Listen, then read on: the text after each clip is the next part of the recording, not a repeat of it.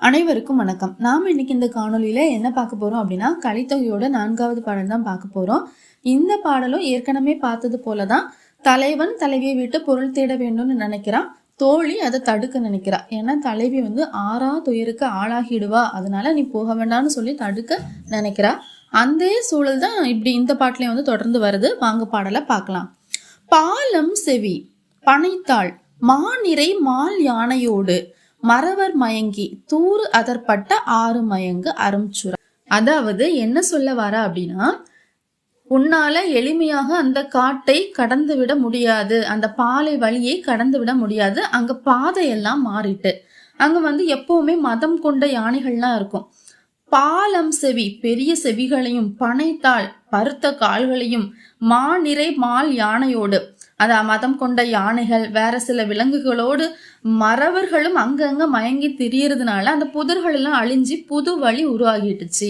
அதாவது இந்த யானையெல்லாம் சமண்டிட்டு மிதிச்சுட்டு போகும்போதும் இந்த வனவிலங்குகள்லாம் கூட்டம் கூட்டமா அங்கே எங்கேயும் போகும்போதும் பழைய வழியெல்லாம் மறைஞ்சு புது வழி உருவாயிட்டான். ஏன்னா புதர்கள் எல்லாம் அது சமட்டிட்டு போகுமா, அப்ப அந்த வழியா ஒரு பாதையே உருவாயிட்டு. இப்ப விலங்குகள்லாம் போகும்போதும் ஒரு குறிப்பிட்ட பாதை வழியா அப்படியே போகும். அப்ப அந்த இடம் தொடர்ந்து அந்த விலங்குகள் போகிறதுனால அங்க ஒரு புதிய பாதையே உருவாயிடுச்சு. உனக்கு தெரியாது, நீ பழைய பாதைன்னு நினைச்சு அந்த வழியா போனேன்னா உனக்கு பாதையே குழம்பிடும், நீ திரும்பி வரவே முடியாது. எப்படி அடிக்கிறா பாருங்க தோழி. நீ காட்டுக்குள்ள போகிறதுக்கு நினைச்சிட்டேன், ஆனா போனா கூட உன்னால திரும்பி வர முடியாது, ஏன்னா பாதை மாறிடுச்சுடா அப்படின்னு சொல்ற. தூறு அதற்பட்ட ஆறு மயங்கு அரும்சுரம். அதாவது பழைய தூர்கள்லாம் இருக்கு இல்லையா, அந்த புதர் செடிகள் அதெல்லாமே மறைஞ்சி, அதாவது யானை மிதிக்கிறதுனால மறைந்த இப்ப புதிய வழி உண்டாயிருக்க அந்த அரும்சுரம். இறந்த நீர் செய்யும் பொருளினும் யாமுமக்கு சிறந்தன மாதல் அறிந்து நீர் ஆயின். நீ தேடி சேர்க்கணும் அப்படின்னு நினைக்கிற பொருளை விட நான் சொல்றது உனக்கு ரொம்ப உயர்ந்தது, கேட்டுக்கோ. நீள் இரு முன்னீர் வழிகளன் வவ்வளின் ஆழ்வினைக்கு அழிந்தோர் போரல் அல்லதை கீழ்பெரும் தகையோடு எவன் பல மொழிகுவம் நாளும் கோள்மீன் தகைத்தலும் தகைமே கல்லென கவின் பற்று விழவு ஆற்றுப்படுத்த பின். நீ பொருள் தேட போகணும்னு முடிவு பண்ணிட்ட. இந்த சூழல்ல எங்களால எதுவுமே பண்ண முடியாது. எங்களுடைய நிலைமை இப்ப எப்படி இருக்கு தெரியுமா? கடல்ல பிரயாணிகள் வேற நாட்டுக்கு போவாங்க. எதுக்காக? பொருள் தேட போவாங்க.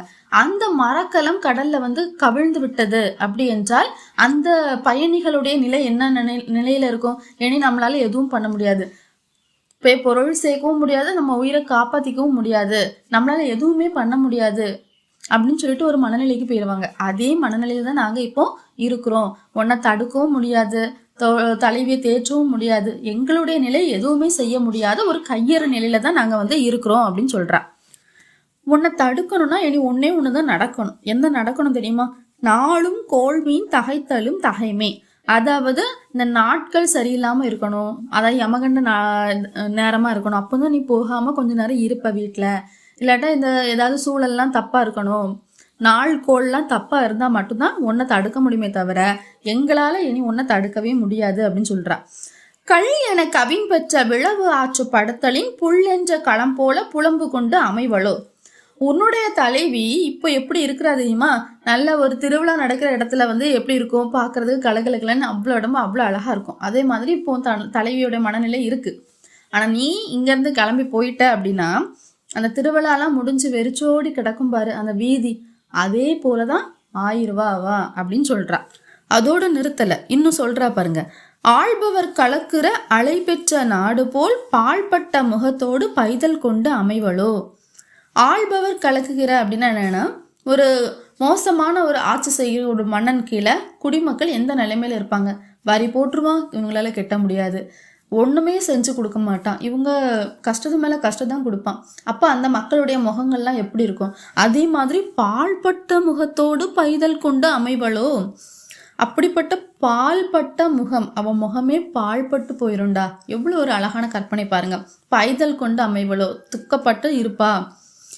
அடுத்து சொல்றா பாருங்க. ஓரிரா வைகளுள் தாமரை பொய்கையுள் நீர் நீத்த மலர் போல நீ பின் வாழ்வாளோ.